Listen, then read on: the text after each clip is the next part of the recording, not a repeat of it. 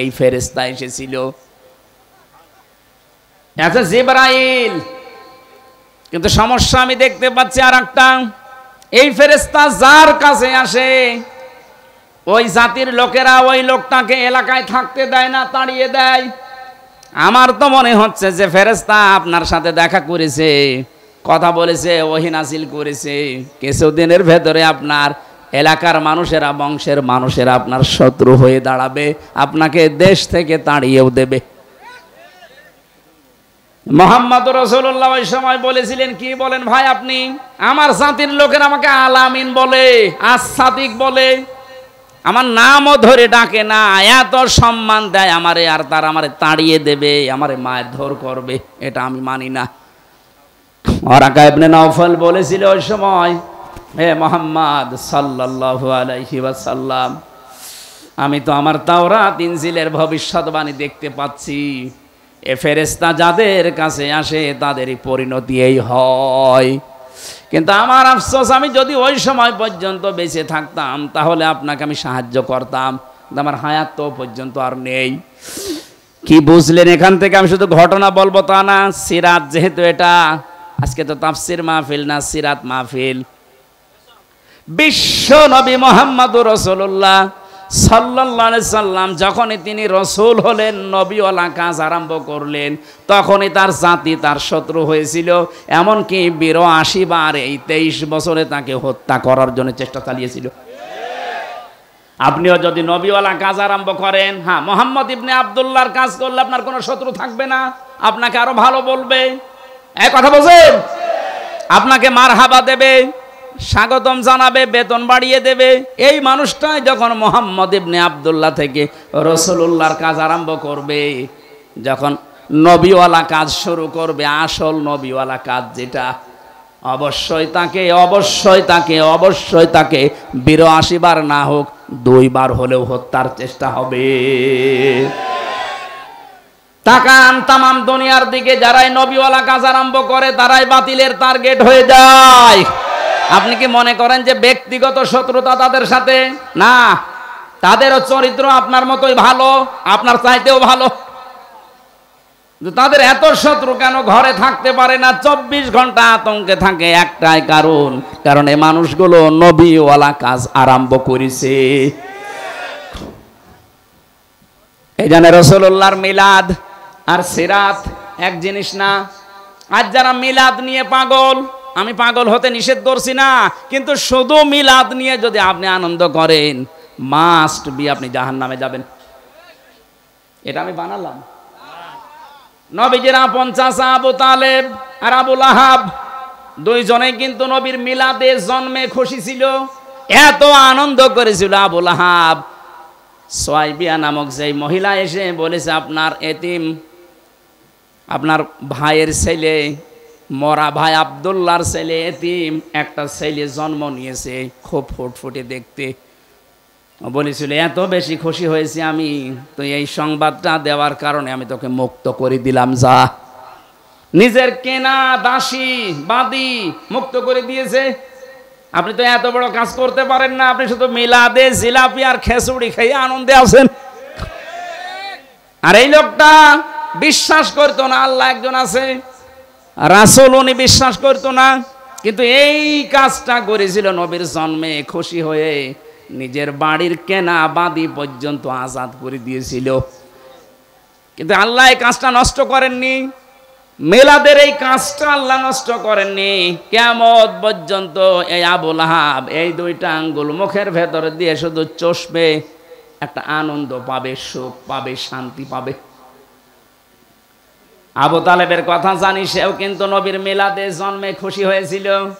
বিশ্ব নবী যখন তাকে বলেছিলেন, ইয়া আম্মি আবি তালিব, লা ইলাহা ইল্লাল্লাহ হাজ্জুল লাকা ইনদাল্লাহি ইয়াউমাল কিয়ামা, রাহুল বুখারী, হে চাচা, আপনি শুধু আস্তে করে আমাকে বলেন যে লা ইলাহা ইল্লাল্লাহ, মুহাম্মাদুর রাসূলুল্লাহ বলা লাগবে না, শুধু আল্লাহর একত্ববাদের ঘোষণাটা দেন, আপনাকে আমি ঝগড়া করে কিয়ামতে জান্নাতে পৌঁছিয়ে দেব। লোকটা পড়ে নাই, ও নবীর মিলাদে খুশি, কিন্তু সিরাত পেয়ে, তার আদর্শ পেয়ে, তার রাসূলুল্লাহর যে গ্যারান্টি তিনি যে নবী রসুল, এইটা পেয়েও খুশি না। ও বলেছিল ভাতিজা তোমাকে ভালোবাসি, কিন্তু তোমার এই নবুয়ত আমি মানতে পারলাম না, কারণ মানলে মানুষ আমাকে কাপুরুষ বলবে, ভীরু বলবে, তুমি আমারে মাফ করে দিও। কি বুঝলেন আপনি এখান থেকে? এই লোকটা দুইজন চাচা, আপন চাচায় দুইজন, এরা রসুলকে ভালোবেসেছিল তার মিলাদে, কিসে? জন্মে, কিন্তু তারা আদর্শ মানতে পারে না, এই জন্য দুইজনই জাহান্নামী। এই লোকটার পায়ের নিচে শুধু জাহান্নামের দুইটা ফিতা আল্লাহ লাগিয়ে দেবে, চটি পরিয়ে দেবে দুইটা, মাথার মগজ পর্যন্ত ফুটবে।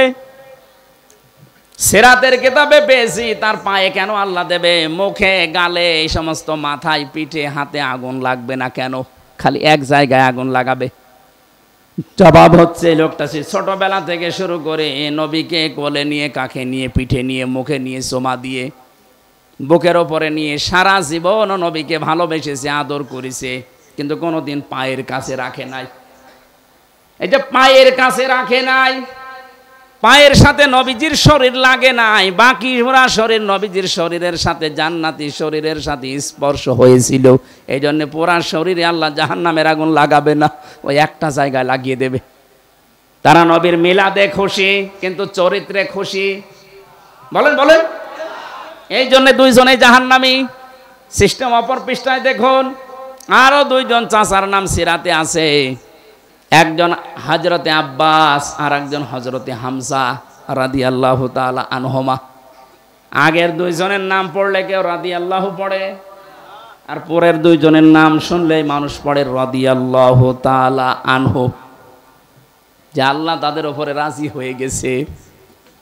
এই দুইজন চাচার দিকে তাকান, তারা শুধু নবীর জন্মে খুশি ছিল না, জন্মের সময় তো খুশি ছিল, কিন্তু নবীর আদর্শ পেয়ে তারা খুশি। এত বেশি আনন্দ, খুশি হয়েছে নবীর জন্মে, নবীর মিলাদে, নবীর আদর্শ পেয়ে নিজের জীবন দিয়ে নবীর আদর্শ টিকিয়ে রেখেছে। হযরতে হামজা ৭০ টুকরা হয়েছিল, কিন্তু নবীর আদর্শ ছাড়ে নাই। কথা বলে না কেন? হযরতে আব্বাস যে যে বোতাম ছিল তার শরীরের ভেতরে, যে জামার বোতাম, এগুলো সব স্বর্ণের। আল্লাহর নবী মুহাম্মদুর রাসূলুল্লাহ সাল্লাল্লাহু আলাইহি সাল্লাম ডাক দিয়ে বলেছিলেন, চাচা আপনাকে, আপনি আমার চাচা বলে ছেড়ে দিতে পারবো না। কেন? আপনি আসার সময় জিহাদের এই ময়দানে, বদরে আসার আগে আমার চাচির কাছে আপনি কিছু স্বর্ণের জিনিসপত্র রেখে এসেছিলেন, যদি মুক্তি পেতে চান ওইগুলো দিয়ে মুক্তিপণ হিসাবে তারপরে মুক্তি পাবেন। হযরতে আব্বাস ডাক দিয়ে বলে, ভাতিজা মুহাম্মদ, আমি আসার সময় ঘরের ভেতরে তোমার চাচির কাছে স্বর্ণের এই জিনিসগুলো রেখেছি, তোমার চাচি আর আমি ছাড়া কেউ জানে না, তুমি জানলে কি করে? বিশ্বনবী বলেন, চাচা শুধু ওইটা না, আপনি যা করেন জিবরাইল আমারে সব আগে থেকে জানিয়ে দিয়েছে। হযরতে আব্বাস বলে, ভাতিজা এত গোপনের কথা যদি তোমার আল্লাহ তোমাকে জিবরাইল দিয়ে জানিয়ে দেয়, আমি আর গোপনে থাকবো না, তুমি আমাকে এই মুহূর্তে ইসলামে প্রবেশ করাও। হযরতে আব্বাস নবীর আদর্শ মেনে নিয়ে বলেছিলেন, মান সাকাতামাল ঈমান মান রাদিয়া বিল্লাহি রাব্বা আবে ইসলামী দীনা আবে মুহাম্মাদুর রাসূলুল্লাহ সাল্লাল্লাহু আলাইহি ওয়াসাল্লাম নাবিয়্যা ওয়া রাসূলা, রাহু মুসলিম। হযরতে আব্বাস বলেছিলেন, কেউ যদি ঈমানের স্বাদ পেতে চাও, আল্লাহকে রব, ইসলামকে জীবন ব্যবস্থা, আর মুহাম্মাদুর রাসূলুল্লাহকে কেউ যদি নবী এবং রাসূল এই পৃথিবীতে মেনে নিতে পারো, সেই ঈমানের স্বাদ পাবা। সে শুধু নবীর জন্মে খুশি ছিল না, নবীর আদর্শেও খুশি ছিল। আমি যে চারজন চাচার নাম বললাম, দুইজন চাচা জান্নাতি, দুইজন চাচা জাহান্নামী। পার্থক্য এতটুকুই, দুইজন আদর্শ পেয়ে খুশি, সিরাত পেয়ে, নবীর সিরাত আদর্শ পেয়ে খুশি, আর দুইজন শুধু জন্ম নিয়ে খুশি। আমরা কি শুধু মিলাদ পড়বো না, নবীর আদর্শ মানতে চাই? এবার আসেন তো, বিশ্ব নবীকে আল্লাহ এই পৃথিবীতে যে উদ্দেশ্য নিয়ে পাঠালেন, কোরআনে কারীমের সূরা ফাতিহি, এটা 28 নম্বর আয়াত। এটা রব্বুল আলামিন বলেন, হুয়াল্লাযী আরসালা রাসূলাহু বিল হুদা ওয়া দীনিল হক। যেহেতু রাসূলকে আল্লাহ পাঠিয়েছেন এই পৃথিবীতে একটা উদ্দেশ্য নিয়ে, আমরা যদি আজ নবীর আদর্শ মানতে চাই, এরকম প্রায় 65টা বিষয় আমি সাজিয়েছি কোরআন আর হাদিস থেকে, একটা মাত্র বলছি। আপনি যদি 65 দিন দাওয়াত দেন একাধারে, 65টা বিষয় বললে শেষ হবে। আজকে একটা চলছে। তিনি সে আল্লাহ যিনি তার রাসূলকে দিনে হক দিয়ে সত্যের বিধান সহ দুনিয়ায় পাঠালেন। একটাই উদ্দেশ্য তার, লিইয়ুযহিরাহু আলাদ-দীনি কুল্লি। দুনিয়ায় যত ধর্ম আছে, নিয়ম নীতি বানানো আছে, সব মাইনাস করে সবার উপরে আল্লাহর দিনকে তিনি বিজয় করবেন। তাহলে এইটাই রাসূলের কাজ। এটা কার কাজ? এইটাই রাসূলের কাজ ছিল। যত নিয়ম নীতি ধর্ম বানানো আছে দুনিয়ায়, 4500-এর উপর এখন ধর্ম আছে, সব কিছুকে পেছনে ফেলে ইসলামকে তিনি বিজয় করবেন। আলাদ-দীনি কুল্লিহি, যত দিন আছে আপনি মানুষ মেনে চলে, যত দিন, সব দিনকে পেছনে ফেলে দেওয়া লাগবে, ইসলামকে বিজয় করা লাগবে। এইটাই রাসূলের কাজ। আর রাসূলকে যারা মেনে নেয় তাদের একই কাজ। কথা বলেন। ইসলাম আমরা জানি, ইসলাম আবার 2 প্রকার। কয় প্রকার? বলেন বলেন। 1 নম্বরের ইসলাম হচ্ছে প্রাকৃতিক ইসলাম, আর একটা হচ্ছে শারঈ ইসলাম। প্রাকৃতিক ইসলাম যেটা, এটা আমার আল্লাহ নিজে বানিয়েছেন, নিজেই কায়েম করে দিয়েছেন। এই যে সূর্যটা ওঠে, সূর্যটা ডোবে, এটা আমার আল্লাহ বানিয়েছেন, কিয়ামত পর্যন্ত এই নিয়মে চলবে। এটা প্রাকৃতিক। এটা কি? আম গাছে আম ধরে, জাম ধরে না। সমস্যা কি? যা বলবেন পরে। কি বলছে একটা প্রশ্ন করলে বলতে পারবেন না। ইসলাম কয় প্রকার বললাম? একটা প্রাকৃতিক আর একটা শারঈ। প্রাকৃতিকটা তৈরিও করেন আল্লাহ, কায়েম করেন আল্লাহ। যেমন আম গাছে আম হয়, জাম গাছে জাম হয়, এটা বানিয়েছে কে? এটা আপনি বানাবেন, আপনার বানানোর দরকার নেই। কিয়ামত পর্যন্ত এইভাবেই চলবে। কিন্তু শারঈ ইসলাম যেটা, ওটা কিন্তু আল্লাহ পাক নিজে বানিয়ে পাঠিয়েছেন। ওটা কায়েমও করবেন না, দেখাবেনও না। এখন কিয়ামত পর্যন্ত ওনার দায়িত্ব এটা না। শারঈ ইসলাম পৃথিবীতে কায়েম করার দায়িত্ব আমাদের। এই জন্য আমরা খলিফা। এ দায়িত্ব কার? আমরা যদি এই দায়িত্বটা এখন পালন না করে দুনিয়ার মানুষের ওপরে ছেড়ে দেই, ফেরেশতাদের ওপরে ছেড়ে দেই, বলেন আপনি আল্লাহর প্রাকৃতিক ইসলাম বাদ দিয়ে শারঈ ইসলামের জন্য কি করছেন? এটা যদি আজ কায়েম করার জন্য চেষ্টা চালায়, এটা অতীতে আল্লাহ কায়েম করে দেয়নি, ভবিষ্যতে দেবে না, এখনো দিচ্ছে না। এটা তো আমি বানালাম।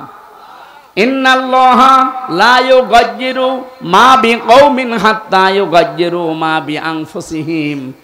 আল্লাহ পাক বলেন, যতদিন পর্যন্ত কোন জাতি তার ভাগ্য পরিবর্তন না করবে, আমি আল্লাহর অত দায় পড়ে নাই যে আমি ওর ভাগ্য পরিবর্তন করে দেব না। ওরা নিজেরা পাল্টাবে, তারপর আমি চেষ্টা করব।